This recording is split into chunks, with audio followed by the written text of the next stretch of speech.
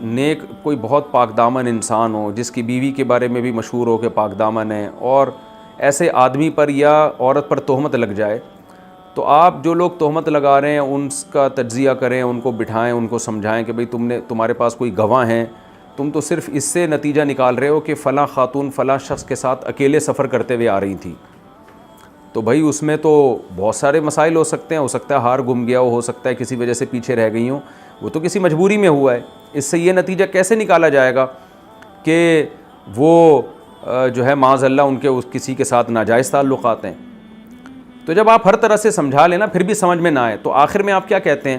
اچھا یار ایک بات بتاؤ کہ دنیا میں ہم نے کیا دیکھا ہے، اچھے لوگ اچھی عورتوں سے شادی کرتے ہیں اور پاک دامن عورتیں شادی کرتی ہیں پاک دامن مردوں سے، اور جو اکثر یہ زانی شرابی قسم کے لوگ ہوتے ہیں ان کو لڑکیاں بھی اسی ٹائپ کی پسند ہوتی ہیں، اور جو اس ٹائپ کی لڑکیاں ہوتی ہیں ان کو لڑکے بھی اسی ٹائپ کے آوارہ قسم کے پسند ہوتے ہیں، اور جو ہے وہ دوستیاں لگانے والے پسند ہوتے ہیں۔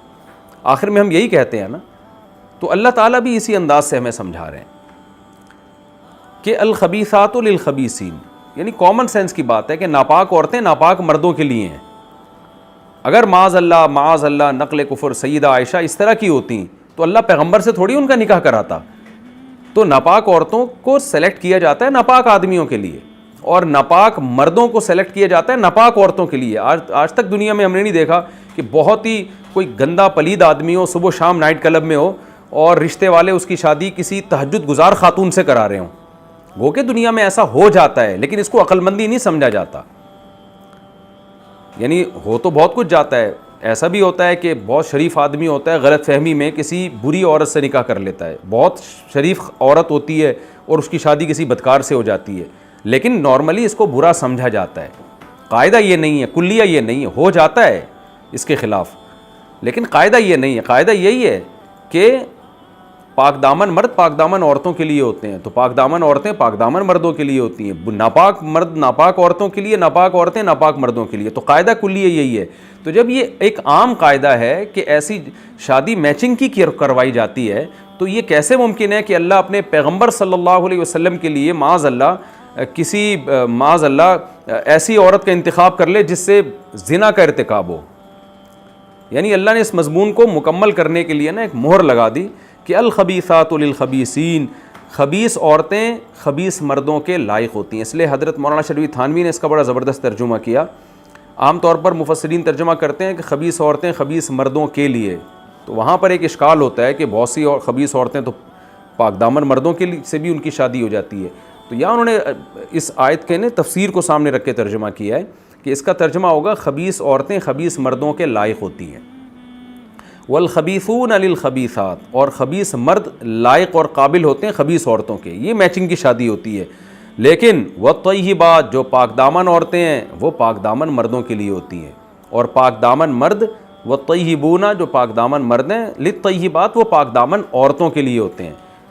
تو جب یہ عام قاعدہ کلیہ یہی ہے تو پیغمبر کو اللہ اس سے کیسے مستثنیٰ کرے گا؟ پیغمبر کا مقام تو بہت ہی زیادہ اونچا ہے، اور پیغمبر اللہ کے مشورے کے بغیر کوئی کام کرتے نہیں ہیں۔ تو نکاح جیسا کام، شادی جیسا کام، اپنی رفیقہ حیات بنانا اور امت کی ماں بنا دینا ان کو، یہ کام اللہ کے مشورے کے بغیر نہیں ہو سکتا۔ تو اللہ کیسے اپنے پیغمبر صلی اللہ علیہ وسلم کا نکاح کسی معاذ اللہ نقل کفر کسی بدکار عورت سے ہونے دے گا؟ یہ ہو نہیں سکتا۔ تو پاک دامن مرد پاک دامن مردوں کے لائق ہوتے ہیں، پاک دامن عورتیں پاک دامن مرد پاک دامن عورتوں کے لائق ہوتے ہیں، اور پاک دامن عورتیں پاک دامن مردوں کے لائق ہوتی ہیں، اور ناپاک لوگ ایک دوسرے کے لائق ہوتے ہیں۔ تو یہ قاعدہ ہے، اور اللہ پیغمبر کے حق میں اسی قاعدے کی رعایت کرے گا۔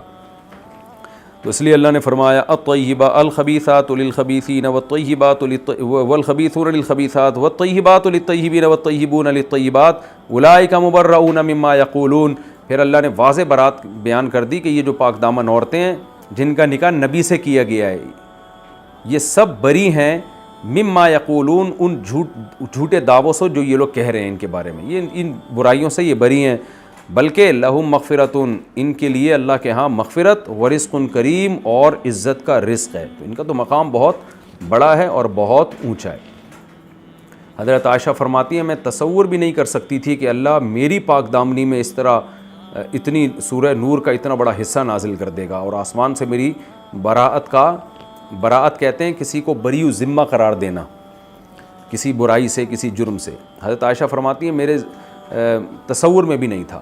یہاں ایک اشکال ہوتا ہے, بعض منافقین اس دور کے بدبخت جو حضرت عائشہ پہ تہمت لگاتے ہیں, آج کل فیس بک پہ, یوٹیوب پہ اس طرح کے بدبختوں کے کلپ آ رہے ہیں. سوشل میڈیا آزاد ہے نا, تو جو منہ اٹھائے جو چاہے بول دیتا ہے.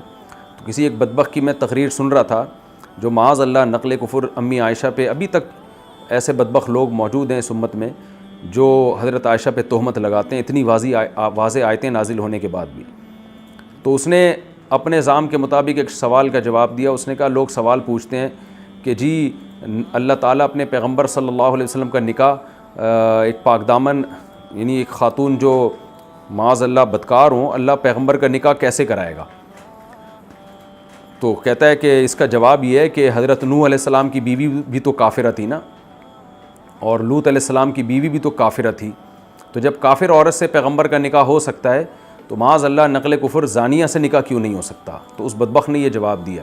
تو خوب سمجھ لیں یہ جواب غلط ہے. خبیثات کا مطلب ہے خبث. خبث کہتے ہیں طبعی طور پر گھن آتی ہے انسان کو جس عمل سے, خباثت نہیں, گندگی ناپاکی. تو عورت کا جو زانیہ ہونا ہے نا یہ طبعی خبث ہے, اس سے کافر کو بھی گھن آتی ہے. یعنی کوئی کافر بھی نہیں چاہے گا کہ میری بیوی زنا کرے, بدکار ہو, کیونکہ یہ طبعی کراہت ہوتی ہے. کوئی بھی شخص کسی ایسی یعنی کوئی بہت ہی گندا پلید ہوگا تو ایک الگ بات ہے. عورت کا کافر ہونا یعنی بیوی کا کافر ہونا اتنا بڑا عیب نہیں ہے عرف میں جتنا اس کا زانیہ ہونا عیب ہے, کیونکہ زنا سے نسب میں خلل ہوتا ہے. پھر ایک مرد کی بیوی کو اور مرد بھی اس سے اپنی ڈیزائرز پوری کرتے ہوں تو اس مرد کو پھر اس عورت کے قریب جانے کو دل نہیں چاہے گا, اور وہ اس کے لیے ایک عار کی بات ہوگی, ذلت کی بات ہوگی سوسائٹی میں. تو اس لیے نبی صلی اللہ علیہ وسلم نے فرمایا صحیح حدیث میں ولدت من نکاح لا من زنا لا من سفاح. آپ نے فرمایا کہ میں نکاح کے ذریعے پیدا ہوں, یعنی آدم علیہ السلام سے لے کے اب تک کہیں بھی ہمارے نسب میں خلل نہیں ہوا ہے, یعنی سب نکاح کے نتیجے میں پیدا ہوئے ہیں. تو اس حدیث سے پتہ چلتا ہے کہ اللہ پیغمبروں کی بیویوں کو زنا سے بچاتے ہیں تاکہ ان کے نسب میں خلل نہ ہو, کیونکہ کسی عورت کی بیوی, کسی مرد کی بیوی اگر زانیہ ہے نا تو اس سے نسب میں خلل پیدا ہوگا, نسب مشکوک ہو جائے گا, کیا پتہ چلے گا یہ بچہ کس کا ہے. تو اس لیے اللہ تعالیٰ پیغمبروں کی بیویوں کو نسب میں خلل سے یعنی زنا سے بچاتے ہیں تاکہ نسب میں خلل پیدا نہ ہو, پیغمبروں کا نسب بالکل ثابت ہو. تو عرب میں بھی کسی عورت کا کافر ہونا, اور آج بھی ایسا ہی ہے, عیسائی عورتیں بھی ہیں, یہودی عورتیں بھی ہیں, ہندو عورتیں بھی ہیں, تو کفر آخرت کے لحاظ سے تو بڑا جرم ہے. آخرت کے لحاظ سے تو زانی کی مغفرت ہو جائے گی, کافر کی نہیں ہوگی, لیکن دنیا کے لحاظ سے ایک بہت بڑا عیب جو عورت کے لیے خاص طور پر بدنما داغ ہے وہ کفر نہیں سمجھا جاتا بلکہ زنا اور بدکاری سمجھا جاتا ہے. تو یہی وجہ ہے کہ اگر کسی شخص کی بیوی کافر ہو جائے تو لعان نہیں کر سکتا وہ, یعنی ایک آدمی تھا اس کی بیوی کافر ہو گئی تو وہ لعان تھوڑی کرے گا, کچھ بھی نہیں ہے, کافر ہو گئی تو بس وہ اس کو نکاح ختم ہو گیا, اس کا مرتد ہو گئی ہے وہ, اب جب تک توبہ نہیں کرتی تو مرد اس کے قریب نہیں جا سکتا. لیکن اس جرم کی سزا میں مرد نہ اس کو کوڑے لگوا سکتا ہے نہ اس کے ساتھ لعان کر سکتا ہے, جبکہ اگر عورت نے زنا کر لیا تو مرد کو یہ رائٹ ہے کہ وہ 4 قسمیں اٹھائے اور 5ویں میں یہ کہے کہ مجھ پر اللہ کی لعنت ہو اگر میں جھوٹ بول رہا ہوں, اور عورت کو پھر رجم کیا جائے گا, پتھروں سے مار کے ہلاک کیا جائے گا. حالانکہ کافر کی سزا جو ہے, عورت جب کفر کا ارتکاب کرتی ہے, مسلمان عورت مرتد ہو جاتی ہے, تو امام ابو حنیفہ کے نزدیک اس کی سزا قتل نہیں ہے.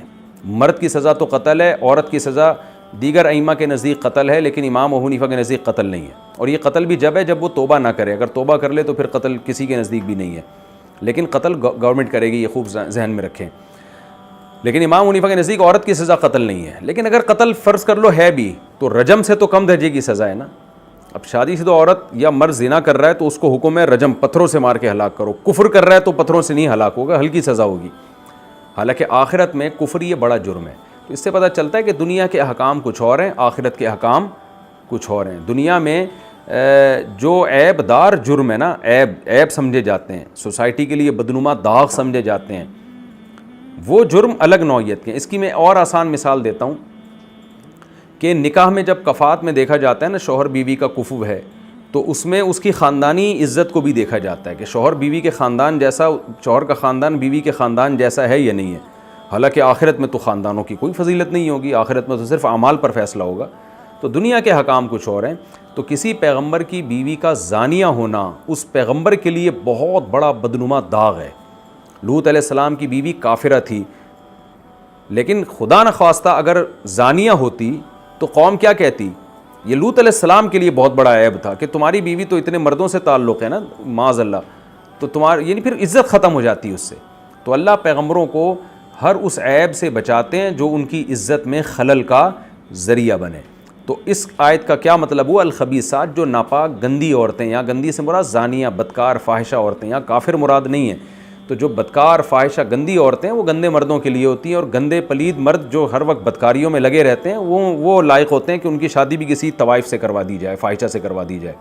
لیکن جو زنا سے بچنے والے لوگ ہیں وہ اس لائق ہوتے ہیں کہ ان کا نکاح پاک دامن عورتوں سے کرایا جائے، اور پاک دامن عورتیں اس لائق ہوتی ہیں کہ ان کا نکاح پاک دامن مردوں سے کرایا جائے. تو اللہ نے بتایا کہ یہ قاعدہ تو پیغمبروں پہ تو سب سے پہلے صادق آئے گا، تو اللہ پیغمبروں کا نکاح کیسے کسی ایسی عورت سے کرا دیں گے جو پاک دامن نہ ہو. تو یہ مضمون ہمارا مکمل ہوا. اس میں بھی بہت اہم اسباق ہیں، اور سب سے اہم ترین سبق جو ہمیں اس رکوع میں ملتا ہے وہ یہ ملتا ہے کہ ایک تو حضرت عائشہ کی فضیلت بہت زبردست طریقے سے ثابت ہوتی ہے اس میں، اور یہ بھی ثابت ہوتا ہے کہ اس کے بعد بھی کوئی امی عائشہ کو معاذ اللہ فاحشہ سمجھتا ہے، جیسے کہ آج بھی ایسے فرقے کے لوگ موجود ہیں، تو اس کا اسلام، اس کے کافر ہونے میں کوئی شک نہیں ہے، کوئی شبہ نہیں ہے ہمیں. اور دوسری بات یہ کہ کتنے بڑے بڑے جرموں کو معاف کرنے کا حکم ہے. حضرت ابو بکر کو حکم دیا جا رہا ہے کہ آپ ان لوگوں کی کا دیکھیں کہ انہوں نے ہجرت بھی کی ہے اور مسکین بھی ہیں اور قرابت دار بھی ہیں، تو اس پہلو کو سامنے رکھ کر ان پہ خرچ کریں. تو اس سے ہمیں بتایا جا رہا ہے کہ جب کوئی توبہ کر لے تو پھر اگر چاہتے ہو نا کہ اللہ تمہیں معاف کرے تو تم بھی مخلوق کو معاف کرنا سیکھو. یہ کہنا آسان ہے، لیکن جس کی بیٹی پہ تہمت لگی ہو اس کو یہ کہا جا رہا ہو کہ آپ ان غریبوں پہ خرچ کریں، یہ بہت بڑے ظرف کی بات ہے کہ اس وقت ان آیتوں پر ابو بکر رضی اللہ تعالیٰ عنہ نے فوراً عمل کیا. اور یہ بھی پتہ چلتا ہے کہ اگر کسی کے گناہ ہیں تو اس کی نیکیاں بھی دیکھی جائیں. آج عوام کی عقیدت کا یہ حال ہوتا ہے کہ جب کسی سے متاثر ہوتے ہیں تو اس کے اچھے اعمال دیکھ کر اس کی عقیدت میں انتہا تک پہنچتے ہیں، پھر ایک دو غلطیاں دیکھتے ہیں تو وہ ساری عقیدت ایک سیکنڈ میں ختم ہو جاتی ہے. بھائی اگر کسی کی برائیاں ہیں تو اس کی اچھائیاں بھی تو دیکھو نا. تو اللہ تعالیٰ کہہ رہے ہیں یہ حضرت مصطح، حضرت حمنہ اور یہ جو دیگر اصحاب ہیں ان سے ایک غلطی ہوئی ہے، لیکن اچھائیاں بھی تو دیکھو. انہوں نے خدا کی خاطر ہجرت کی ہے مکہ سے، اپنے وطن کو چھوڑ کر آئے ہیں، اور پھر تمہارے رشتہ دار بھی ہیں تو رشتہ داری کا خون کا رشتہ بھی تو دیکھو، اور تیسرا غریب بھی ہیں. تو یہ تینوں پہلو دیکھو تو پھر ان کی غلطی کو، اور پھر توبہ بھی کر لیا تو معاف کرنا سیکھو. اللہ